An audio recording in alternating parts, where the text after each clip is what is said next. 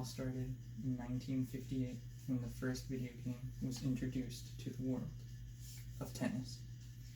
But no, that's obviously an exaggeration, and it does bring up the question though, do violent video games cause violence? And I'm here to tell you that it doesn't. That people are too quick to blame violent video games on violence. The studies shown for violent video games causing violence doesn't really make sense, but it still doesn't mean that we shouldn't watch what our kids play, our little kids. You know, it all has to do with maturity levels and things like that. So, violence is often correlated with video games after mass shootings. According to the article No Evidence, Violent Video Games Lead to Real Violence study. And, for example, there was this Texas shooter who had mentioned he played Call of Duty. And people immediately got on that, saying it was video games that caused the violence. But he also had a manifesto about the people he shot and how he hated them.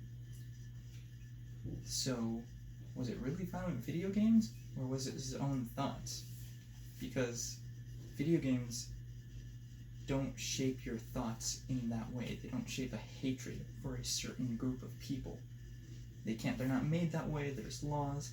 So having blame games for that mass shooting, it doesn't make any sense, and it doesn't even correlate to any real skills. You could be a master at Call of Duty and suck at real life aiming.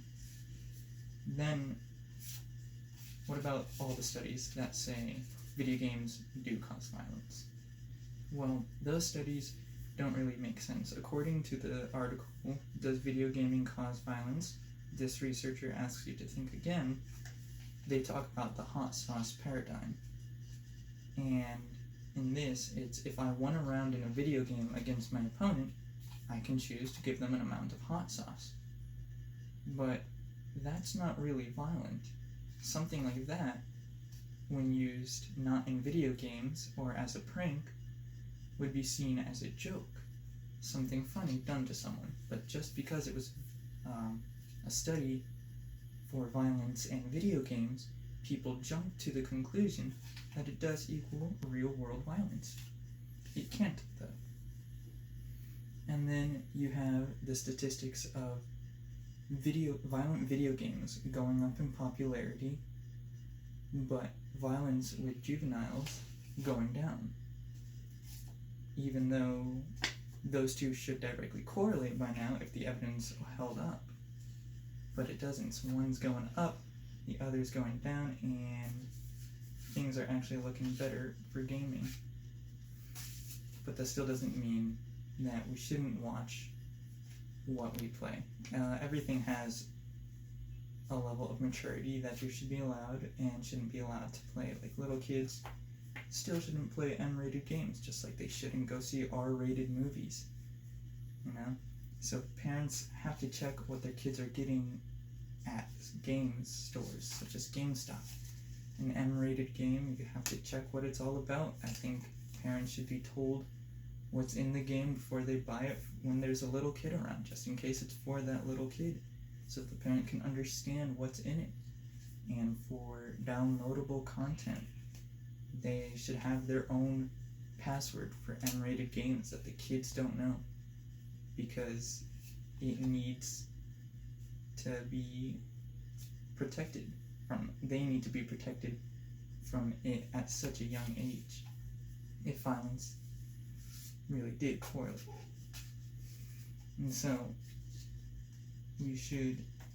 people should stop jumping to video games as quickly as they do when they hear something bad happens.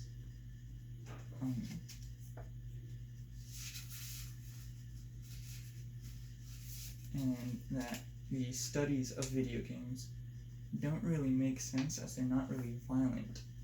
So they don't correlate to real world violence either when shown through these different studies. And that, once again, as I said earlier, parents just have to be more watchful on what the kids are consuming in their medias. So Yes, video games have been around for a long time, especially violent video games, but violence did not start in the early 1950s.